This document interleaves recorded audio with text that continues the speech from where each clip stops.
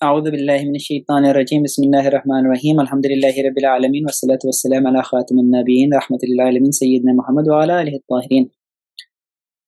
انشاءاللہ آج کا موضوع ہوگا فطرس کی کہانی اور فطرس کا واقعہ، اور یہ ایک ایسا واقعہ ہے جو ہر ایک سال بیان کیا جاتا ہے، خصوصاً 3 شعبان کو جو امام حسین علیہ السلام کی ولادت ہے، اور بہت عرصے سے، صدیوں سے جو ہے اہل منبر اسے بیان کرتے ہوئے آئے ہیں، آج بھی کرتے ہیں، ہم پلے بڑے ہیں اس کہانی پہ۔ تو ہم اسے ڈائسیکٹ کریں گے، دیکھیں گے کہ اس کہانی کی کیا انفلوئنسز ہیں، کیا اس کہانی سے لوگ نکالتے ہیں، اور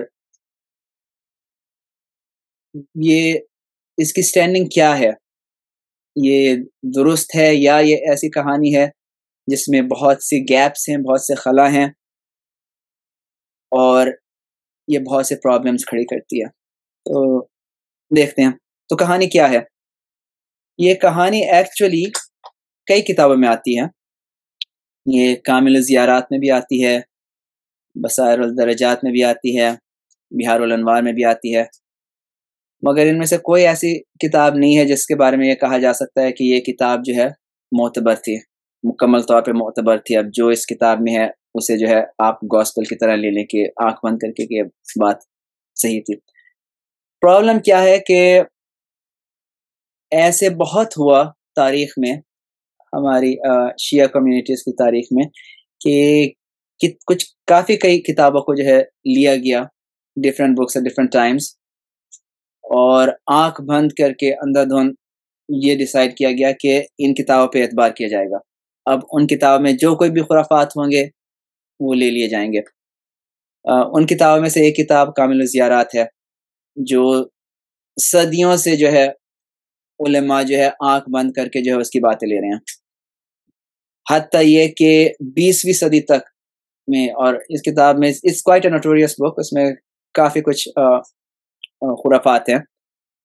تو 20ویں صدی تک علماء مراجع اکرام جو ہے وہ اسے جو ہے آنکھ بند کر کے لے رہے تھے، حتیٰ یہ کہ آغا خوئی بھی جو ہے آنکھ بند کر کے جو ہے اس کتاب سے جو ہے لے رہے تھے، مگر ان کے جو شاگرد ہیں وہ آئے ان کے پاس، ان سے بیان کیا کہ اس میں یہ خرافات ہیں، یہ پرابلمز ہیں، یہ ایشوز ہیں، اور ثابت کیا کہ جو ہے کئی جو راوی ہیں کامل زیارات میں وہ بڑے غلط قسم کے لوگ ہیں۔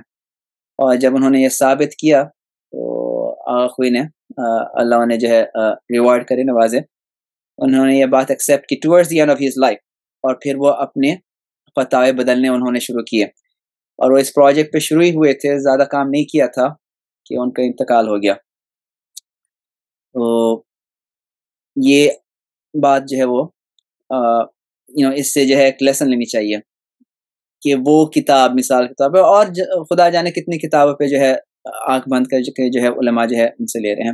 تو یہ کتاب جو ہے ایک اشارہ دیتی ہے، کیونکہ اس میں بہت سی چیزیں ہیں جو کویسچنیبل ہیں، انسان کی عقل سے ٹکراتی ہیں، قرآن سے ٹکراتی ہیں، سیرت سے ٹکراتی ہیں، اسٹیبلش سنت سے ٹکراتی ہیں، مگر کیونکہ جو ہے سینکڑوں سال سے لوگ لے رہے تھے آنکھیں بند کر کے، تو جو ہے چلتی جا رہی تھی۔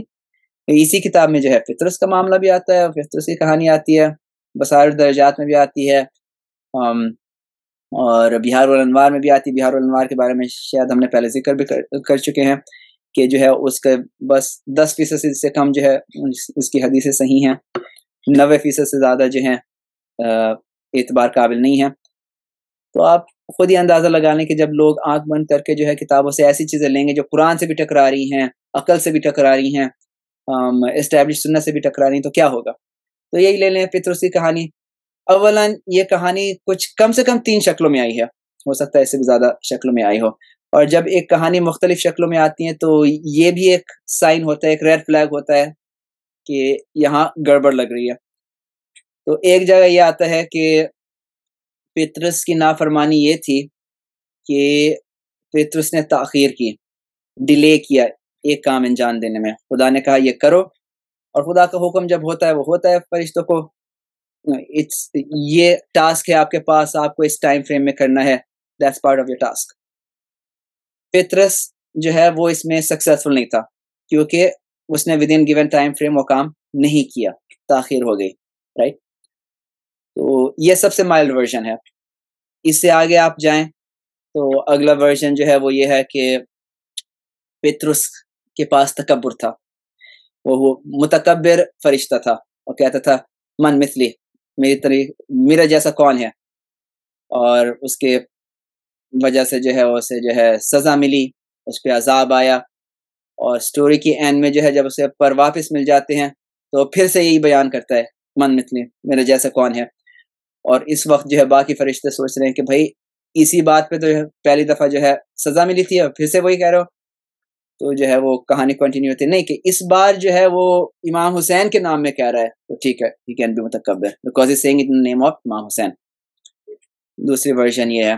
تیسری ورژن کیا ہے؟ تیسری ورژن یہ ہے کہ ولایت امام علی کا اعلان ہوا, اور یہ کون سی ولایت ہے؟ ظاہر ہے یہ وہ پولیٹیکل ولایت تو نہیں ہے, کیونکہ اس وقت تک وہ سارے پولیٹیکل ایونٹس ہوئے ہی نہیں تھے, اور یہ صحابہ میں افضلیت کی بھی ولایت نہیں ہے, کیونکہ اس وقت نہ حضور تھے زمین پہ نہ صحابہ تھے, افضلیت کی بات ہی نہیں تھی وہاں پہ. تو ظاہر یہ وہ ولایت ہے جو آج کل کے زمانے میں ولایت تکوینیہ کہتے ہیں, یا پرانے زمانے میں تفویض کہتے تھے کہ خدا نے جو ہے اپنی پاورز ڈیلیگیٹ کی ہوئی ہیں سرٹن پاورفل اینٹیٹیز کو. تو بہرحال تھرڈ ورژن یہ ہے کہ امام علی کی ولایت کا جو ہے اعلان ہوا, اور پیترس جو ہے اس نے ایکسیپٹ نہیں کیا, ایٹ لیسٹ امیڈیٹلی ایکسیپٹ نہیں کیا, تو اسے جو ہے سزا ہوئی. تھرڈ ورژن ہے. تو پہلی بات تو یہی ہے کہ یہ ریڈ فلیگ ہے جب تین ورژنز آ جاتی ہیں, تو اس سے ایسے کچھ جو ہے نظر میں آنے لگتا ہے کہ جب غلات یہ احادیث گاڑ رہے تھے تو ان کی ڈفرینسز آف اوپینینز تھے, اسے اس طریقے سے گاڑیں یا اس طریقے سے گاڑیں. بہرحال مین چیز یہاں پہ یہ دیکھنی چاہیے کہ فرشتے جو ہوتے ہیں وہ خدا کی نافرمانی نہیں کرتے ہیں, اور یہ ہمارے عقیدہ کا بہت امپورٹنٹ رکن ہے. کیونکہ قرآن کیا کہتا ہے؟ قرآن کہتا ہے کہ 5 آپ کے عقیدے پختہ ہونے چاہیے. یہ 2 جگہ آئے ہیں قرآن میں جہاں پہ قرآن نے جو بیس لائن عقیدے ہیں وہ مینشن کیے ہیں, کہ اللہ میں ایمان لانا, کتابوں میں, فرشتوں میں, انبیاء میں, اور یوم قیامہ میں. 2 دفعہ قرآن میں اس کا ذکر ہوا ہے 2 مختلف جگہوں پہ, جہاں اللہ سبحانہ وتعالیٰ کہتا ہے یہ آپ کے 5 عقیدے ہیں. ان ادر ورڈز خدا آؤٹ لائن کرتا ہے یہ 5 عقیدے کہ ان پہ جو ہے مومنین جو ہے ایمان لاتے ہیں ان 5 چیزوں پہ. تو ان میں سے ایک جو ہے وہ عقیدہ ہے فرشتوں کا. فرشتے بالکل جیسے اللہ سبحانہ وتعالیٰ کہتے ہیں وہی کرتے ہیں. یفعلون ما یؤمرون, وہ چیز کرتے ہیں جو ان پہ جو ہے لازم ہے, جو اللہ سبحانہ وتعالیٰ نے ان کے اوپر لازم کی ہے کہ یہ کرو, یہ حکم دیا ہے, وہ اسے انجام لاتے ہیں. رائٹ. لا یعصون اللہ ما امرہم, جو اللہ سبحانہ تعالیٰ ان کو حکم دیتا ہے وہ جیسے وہ کہتا ہے, جیسے اللہ سبحانہ تعالیٰ حکم دیتا ہے وہ اسے انجام دیتے ہیں, اسے ڈس اوبے نہیں کرتے ہیں. تو یہ قرآنک عقیدہ ہے, اور حدیث میں جو ہے آپ کو ملتا ہے نہج البلاغہ میں, مثال کے طور پہ امام علی علیہ السلام جیسے فرماتے ہیں جس فرشتے کو خدا نے رکوع میں پیدا کیا کہ یہ رکوع ہی کرتا جائے تو وہ رکوع ہی کرتا جاتا ہے, جو سجدے میں پیدا کیا سجدہ کرتا جائے وہ سجدہ ہی کرتا ہے. جیسے جیسے خدا نے حکم دیا ویسے ویسے کرتے جاتے ہیں. فرشتے پاک ہوتے ہیں, معصوم ہوتے ہیں, ان کا کوئی حساب نہیں ہوتا ہے کیونکہ وہ غلط کام کرتے ہی نہیں ہیں. تو اگر ہم پطرس والی کہانی مانیں تو سب سے پہلے جو ہے اس کا سب سے پہلا وکٹم اس کہانی کا عقیدہ فرشتہ, عقیدہ ملائکہ. سب سے پہلا victim, first thing that is going to fall victim to this story is going to be the عقیدہ ان اینجلس, رائٹ. کیونکہ اس کہانی کے مطابق جو ہے فرشتے نے خدا کی نافرمانی کی. کچھ لوگ جو ہے اس معاملے کو ایسے بچانے کی کوشش کرتے ہیں کہ نہیں یہ ایک ترک اولا تھا. اول تو ترک اولا ایک بنائی ہوئی چیز ہے, رائٹ. یہ ایک یہ ٹرم جو ہے نہ تو آپ کو قرآن میں ملے گی نہ حدیث میں ملے گی. یہ ایک علماء نے بنائی ہے, ایک وجہ سے بنائی ہے, بیکاز دے وانٹیڈ ٹو سے کہ پروفیٹس جو ہے وہ غلط کام نہیں کر سکتے ہیں، اور کچھ غلطیاں قرآن میں سائٹ کی گئیں تو انہوں نے جو ہے اسے بنانے کے لیے ترک اولا کیا، اور اس کہانی میں اب وہ فرشتوں کو بھی جو ہے ایکسٹینشن میں لا رہے ہیں اس کے، جو ڈیفینیٹلی ہو ہی نہیں سکتا۔ آپ اگر جو ہے ترک اولا کو کسی طریقے سے ہیومن سسٹم کے اندر لے آئے وہ الگ بات ہے، آپ یہ فرشتوں تک ایکسٹینڈ نہیں کر سکتے ہیں، کیونکہ فرشتے ایبسولوٹ اوبیڈینٹ سرونٹس ہیں اللہ سبحانہ تک ہے۔ اگر کوئی فرشتہ تھوڑی سی بھی غلط کام کرے، اس کا مطلب یہ ہے کہ اللہ سبحانہ تعالیٰ کے کانسٹرکٹ میں ایرر ہے، اور اللہ سبحانہ تعالیٰ کے کانسٹرکٹ میں ایرر نہیں ہو سکتا ہے، کیونکہ فرشتے جو ہے are his robots, they are his intelligent robots. جیسے جیسے اس نے کہا ہے کہ ایسے ایسے کرو، you have to do this, وہ کرتے ہیں، right? That is what makes them فرشتے۔ اس لیے ان کا حساب نہیں ہے یوم القیامہ پہ، انسانوں کا حساب ہے، جنوں کا حساب ہے، شیطان کا حساب ہوگا، شیطان جن ہے، فرشتوں کا کوئی حساب نہیں ہے۔ فرشتے جو ہے بالکل خدا کے انٹیلیجنٹ روبوٹس ہیں، اور اگر خدا نخواستہ کوئی یہ کہے، نعوذ باللہ کوئی یہ کہے کہ فرشتے نے ایرر کیا، اسمال ایرر ہو یا بڑا ایرر ہو، اگر آپ کہیں بڑا ایرر کیا تو اس کا مطلب یہ ہے کہ خدا نے بڑا ایرر کیا، کیونکہ خدا کے روبوٹ جو ہے اس کا کوڈ جو ہے پرفیکٹ نہیں تھا۔ آپ کہیں اسمال ایرر کیا، اس کا مطلب نعوذ باللہ خدا کا اسمال ایرر تھا کوڈ میں، رائٹ؟ تو آپ بچ نہیں سکتے ہیں اس کو اس طریقے سے پیش کر کے کہ نہیں یہ فرشتے کا ترک اولا تھا، فرشتے نے غلط کام کیا تھا مگر چھوٹا غلط کام کیا تھا۔ نو، ڈزنٹ میٹر چھوٹا ہے یا بڑا ہے، یہ خدا کی شان میں گستاخی ہے ٹو سے دیٹ۔ پہلی بات یہ۔ دوسری بات یہ کہ اگر یہ مان بھی لیا جائے، اول تو ہم نہیں مانتے، ایبسولوٹلی نہیں مانتے، اٹ از کمپلیٹلی کفرانہ یہ ماننا کہ فرشتے نے غلطی کی۔ اسلام میں فالن اینجل کا کانسیپٹ نہیں ہے، یہ کانسیپٹ جو ہے عیسائیت سے کھینچا گیا ہے۔ عیسائیوں میں یہ ہے کہ شیطان جو ہے، شیطان کو کہتے ہیں وہ the fallen angel، یہ ایک فرشتہ تھا جس نے نافرمانی کی تھی۔ اسلامک کانسیپٹ فرشتہ نافرمانی نہیں کر سکتا ہے۔ آپ دیکھ بھی رہے ہیں کہ یہ جو نافرمانی کی چیز ہے یہ somehow جو ہے عیسائیت سے کھینچی گئی ہے، اس کا پیرل جو ہے بنایا گیا ہے اس میں، خصوصاً وہ والی ورژن جو کہتی ہے کہ فطرس نے تکبر کیا اور کہا من مثلی۔ یہ عیسائیت کیا، یہ انہوں نے جو قرآن سے ہی کھینچ لیا ہوگا، مگر یعنی شیطان کی کہانی سے، شیطان نے تکبر کیا تو انہوں نے ایک فرشتہ بنا دیا فطرس کے نام سے اور کہا اس نے تکبر کیا۔ فرشتے یہ نہیں کرتے، جن کر سکتا ہے، فرشتے نہیں کرتے ہیں۔ پہلی بات تو یہ۔ دوسری بات یہ، کہانی میں آتا ہے کہ حضرت جبریل جا رہے تھے 1000 فرشتوں کے ساتھ یا ہزاروں فرشتوں کے ساتھ، اور وہاں سے گزرے اور فطرس نے آواز دی اور پوچھا کیا ہو رہا ہے، کہاں جا رہے ہیں؟ حضرت جبرائیل نے بتایا ایسے ایسے سچویشن ہے، اور حضرت جبرائیل نے پوچھا تمہارے ساتھ کیا ہوا؟ کہاں ہم نے نافرمانی کی تھی خدا کی، ہم اس عذاب میں پھنسے ہوئے ہیں۔ تو بہرحال آپ وہاں جا رہے ہیں تو ہم لے جائیں، وہاں پہ ہم جو ہے درخواست کریں گے اپنی شفاعت کے لیے، اور حضرت جبرائیل لے گئے۔ رائٹ ہیئر اگر کوئی مائنڈ شارپ ہے تو اس بات کو یہیں پر پکڑ لے گی کہ حضرت جبرائیل لے کیسے گئے؟ اگر انہیں ابھی یہ اطلاع ہوئی، اگر انہیں نہیں معلوم تھا اور انہیں ابھی یہ اطلاع ہوئی کہ فرشتہ یہاں پہ ہے، عذاب میں ہے، خدا کے عذاب میں یہاں پہ پھنسا ہوا ہے، تو آپ کی جرت کیسے ہوئی؟ نعوذ باللہ، کیونکہ یہ واقعہ ہوا ہی نہیں تھا، آپ کی جرت کیسے ہوئی کہ آپ جو ہے بغیر خدا کی اجازت کے فطرس کو اٹھا کے لے گئے؟ آپ دیکھ رہے ہیں کہ خدا نے کسی کو پریزن میں ڈالا ہے، has imprisoned him in there، آپ اسے رہا کر رہے ہیں، اس قید میں سے نکال رہے ہیں۔ جبرائیل علیہ السلام، جبرائیل امین، یعنی کہ یہ پیغمبر خدا کا، جبرائیل بھی خدا کا پیغمبر ہے، رائٹ، ٹو پروفیٹس، یہ امین پیغمبر خدا کا، اس کے بارے میں یہ حدیث کیا کہہ رہی ہے کہ خدا نے کسی کو جو ہے قید میں ڈالا اور جبرائیل نے نعوذ باللہ اسے قید سے نکالا بغیر اجازت کے، right. Second problem, very big theological problem, اس حدیث کے اندر جو ہے کئی متنی جو ہے پرابلمس ہیں، کئی گیپس ہیں۔ جبرائیل علیہ السلام وہ ہیں جن کے بارے میں اللہ سبحانہ تعالیٰ فرماتے ہیں قرآن میں، سورہ تکویر میں اللہ سبحانہ تعالیٰ نے فرمایا فلا اقسم بالخنس الجوار الخنس واللیل اذا عسعس والصبح اذا تنفس انه لقول رسول کریم ذی قوت عند ذی العرش مکین. یہ وہ ہے جو قوت رکھتا ہے خدا کے عرش کے قریب، اور یہ رسول الامین ہے، رسول الکریم ہے.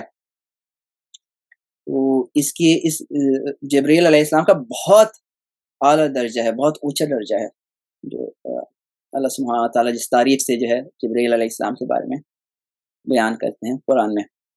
یہ ہو ہی نہیں سکتا، ناممکن ہے کہ جبرائیل علیہ السلام ایسا کام کریں کہ بغیر خدا کی اجازت کے جسے خدا نے قید میں ڈالا اسے قید سے رہا کر کے نکالے اور کہیں اور لے جائیں. امپاسبل. دوسری بات. تیسری بات، اب جو ہے کہانی آگے بڑھتی ہے کہ پطرس جو ہے وہ آیا، حضور صلی اللہ علیہ وسلم جو ہے ان سے جو ہے یہ گفتگو ہوئی پطرس کے بارے میں، اور انہوں نے فرمایا کہ ایک ورژن میں کہ امام حسین کو مس کرو، دوسرے ورژن میں جو زیادہ پاپولر ہے امام حسین کے جھولا کو مس کر دو. تو یہ بات جو ہے بڑے شان و شوکت سے بیان کی جاتی ہے ممبر سے. بہت اہل الممبر، چاہے وہ ذاکرین ہو، چاہے وہ نجف میں 10-15 سال پڑھے ہوئے ہوں، چاہے وہ قم میں 10-15 سال پڑھے ہوں، امامہ ابا، آپ دیکھ لیں انٹرنیٹ پہ آپ کو ساری مل جائیں گے. فطرس پہ سرچ کر لیں، آپ کو کئی یوٹیوبز مل جائیں گے، انگلش میں بھی مل جائیں گے، آپ کو اردو میں بھی مل جائیں گے کہ کتنے شان و شوکت سے اور زور و شور سے جو ہے بیان کرتے. یہ ہائی لائٹ ہے، یہ پوائنٹ جھولے کو مس کرنا، کیونکہ وہ کہتے ہیں یہ ہماری دلیل ہے اور یہ ہمارا ثبوت ہے کہ آپ جو ہے ان چیزوں سے جو امام حسین سے وابستہ ہیں برکت حاصل کریں. رائٹ. مثال کے طور پہ آپ نے زری بنا دی، یا آپ نے علم بنا دیا، یا کچھ بھی آپ نے ایسا بنا لیا جو آپ نے امام حسین سے وابستہ کر دیا، اب آپ اسے مس کریں اور اس سے برکت لیں. تو یہ ایک سسٹم اسٹیبلش کر دیا گیا ہے. ایسی گاڑیوں کہانیوں کو جو ہے لے کے جو ہے اسے جسٹیفائی کیا جاتا ہے، اور پھر یہ اتنا انٹرینچ ہو گیا ہے قوم کے اندر اور لوگوں کے اندر کہ جب ہم لوگوں سے بیان کرتے ہیں کہ یہ بالکل عجیب قسم کی باتیں ہیں. دیکھیں، اگر آپ محبت کے لیے کر رہے ہیں نا مس، اس میں کوئی اعتراض نہیں ہے، نو پرابلم. آپ رسپیکٹ کے لیے کر رہے ہوں، چوم رہے ہوں، مس کر رہے ہوں، ان رسپیکٹ، ان آنر، ٹھیک ہے، آپ کی محبتیں ہیں، اللہ آپ کو آپ کی محبتوں کے لیے جزا دیں. مگر نہیں، محبتوں کے لیے نہیں کیا جا رہا ہے، یہ برکتوں کے لیے کیا جا رہا ہے. فرق ہے، بہت بڑا فرق ہے. برکتوں کے لیے کیا جا رہا ہے. وہاں پہ لوگ آتے ہیں، اپنے آپ کو مس کرتے ہیں اور دعائیں کرتے ہیں. کس سے؟ امام حسین علیہ السلام سے. آپ یہ بھی دیکھیں گے جب یہ واقعہ بیان کیا جاتا ہے تو اس میں جو ہے مین جسٹ کیا ہوتا ہے؟ امام حسین کی پاور. ہی از سو پاورفل کہ بس جھولے سے مس کرنے سے جو ہے فرشتے کے پر واپس آ گئے. جو عذاب خدا نے جس عذاب میں مبتلا کیا تھا اس عذاب سے جو خارج ہو گیا اور اس کے پر واپس آ گئے. اور ایک صاحب نے تو یہ دلیل بھی دی تھی کہ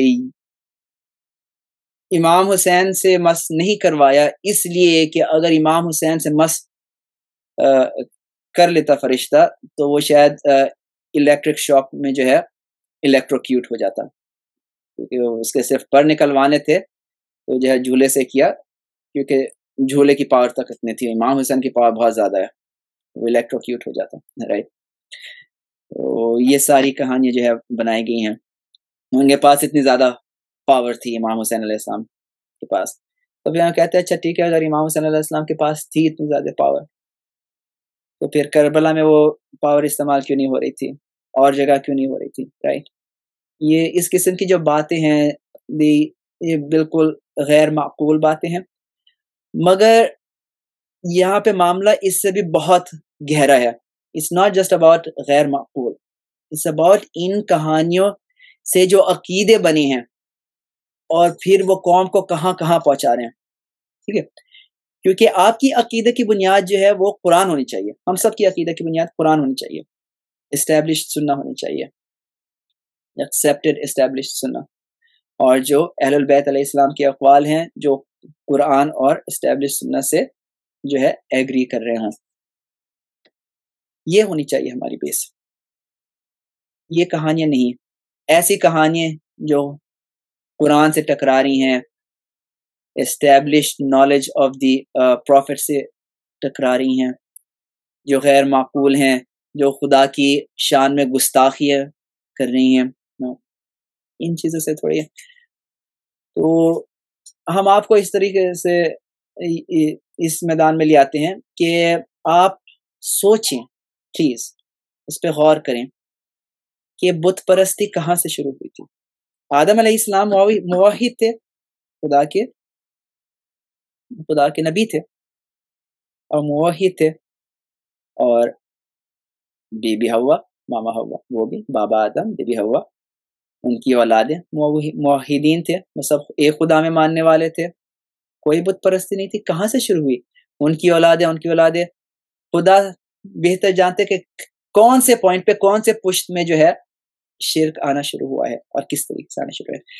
تو حضرت ابن عباس کی حدیث ہے اس کے متعلق کہ جو ہے بت پرستی کس طریقے سے شروع ہوئی. جب اہم ہستی انتقال کر گئیں, لوگوں نے ان کی یاد میں جو ہے چیزیں بنانی شروع کی, کنٹریپشنز بنانے شروع کیے, اور ان کنٹریپشنز سے جو ہے پھر وہ انہوں نے سوچا کہ شاید انہیں مس کر کے جو ہے ہمیں برکت ملے گی, یہ کام شروع کر دیے. پھر جو ہے اس کے بعد نیکسٹ سٹیج پہ ایسے سوچنے لگے یہ تو بڑے بابرکت لوگ تھے, یہ خدا کے بڑے قریب تھے, ہم انہیں پکاریں گے, ہماری حاجاتیں پوری ہوں گی, رائٹ.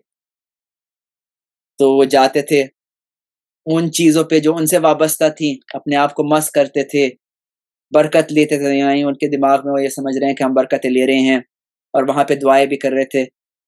تو انفارچونیٹلی اس قسم کی چیزیں آپ کو ہماری کمیونٹیز میں نظر آئیں گی کہ جو ہے کوئی زری ہے, کوئی علم ہے, امام حسین سے وابستہ, حضرت عباس سے وابستہ, لوگ کھڑے ہو رہے ہیں وہاں پہ, اپنے ہاتھ اٹھا رہے ہیں, ان سے دعائیں بھی کر رہے ہیں, مس کر رہے ہیں برکتیں لینے کے لیے. احترام میں تھوڑی کر رہے ہیں, مقصد احترام نہیں ہے وہاں پہ, نہ ہی مقصد محبت ہے. وہاں مقصد ہے کہ آپ برکتیں لے رہے ہیں اور اپنی حاجاتوں کو طلب کر رہے ہیں. تو دیکھ لیں آپ کہ یہی وہی چیزیں تھی جنہوں نے پہلے زمانے میں بھی لوگوں کو خدا سے دور اور چیزوں کی طرف لے گئی تھیں, اور آج کل کے زمانے میں بھی اس قسم کی چیزیں ہو رہی ہیں. تو اللہ سبحانہ تعالی ہمیں بچائیں ان چیزوں سے, ہمیں محفوظ رکھے, ہماری اصلاح کرے, ہماری قوم کی اصلاح کرے انشاءاللہ. وآخر دعوانا الحمد للہ رب العالمین.